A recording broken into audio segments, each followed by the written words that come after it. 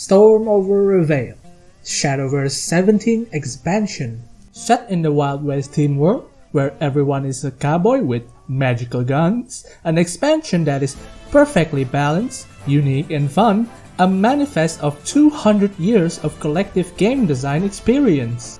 This expansion introduces new gimmicks, which is new buff vehicle token amulets that can vary your play, setting up little or setting up a very strong board. And a new keyword, maneuver. Cards with maneuver cannot attack, but if you play a follower that fulfill the maneuver condition, they will snap out of existence and drive the maneuver follower, making them can attack and activate their effects. If the maneuver follower leaves play, the driver will snap back into existence, but if you transform it or silence it, the driver is snap out of existence forever. That's about it about the new mechanics. Now comes the meta. Deck lists come and go. There are well-deserved nerfs, well-deserved but wrong nerfs, unnecessary buff to make things canon, and a buff that actually broke the unlimited meta. But we don't talk about the unlimited meta, it's a dark place. In rotation, almost every class has a spotlight in the meta, with each class has their own few archetypes. I want to highlight some of these decks and I will try to explain them to you. These decks are Wordcraft. They play with words, a lot of words, and they win by making the opponent kill themselves with your word, slowly killing them with Ra, quickly kill them with Sarisa, or if that doesn't work, the world will come on turn 10 and help you win. Shortcraft. You play stuff on curve. You evolve even more. You evolve without any resources. Get your stuff bigger and win. And if that doesn't work, the world will come in turn 10 and you can storm that world for an OTK. Grammary Shadowcraft. You play stuff, you kill it, you get shadows, then Grammary comes in and congratulations, you can play 28 play points worth of broad presence in a single turn. As Wiseword once said, he who cheats play point wins SHADOWVERSE. And if that doesn't work, the world will come on turn 10 and help you out finish your opponent. Sanctuary Heavencraft. You play the amulet. If you heal, you damage your opponent followers.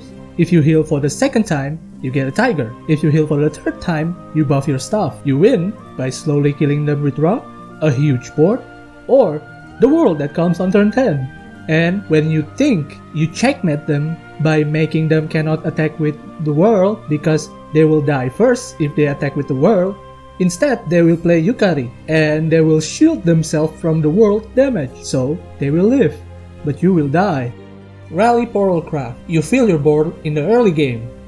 Then Farron will buff your stuff in the mid game. Then, if the opponent managed to clear all your stuff, then Dawn Ashulendric will come to your board and snap everybody to oblivion and you win. And if that doesn't work, the world will come on turn 10. Wait, I thought this expansion would be filled with cowboys and magical guns, but it was all the world after all. Anyway, in my opinion, there are no too overpowered decks in the meta, maybe just a little bit overwhelming. Each deck can counter or get countered by other decks. Mirror matches are not too relying on a coin flip on who goes first or second, but actually how well you can play your hand. I think this is a pretty balanced meta, in ladder or even in the competitive scene. All class got a spotlight, even with a few strong archetype of their own. There is no class that got left out this expansion. The Battle Pass is a replacement to the point system the game usually have. In my opinion, it's a much better system. Instead of a mundane rewards in a high score gap to get it, you will get guaranteed rewards if you finish the Battle Pass. It makes the games less of a chore, with guaranteed reward for the less active players. Even though it kinda nerfs the people who grind it a lot, the emblem and sleeve reward is separated in a monthly missions, so you can still aim for it.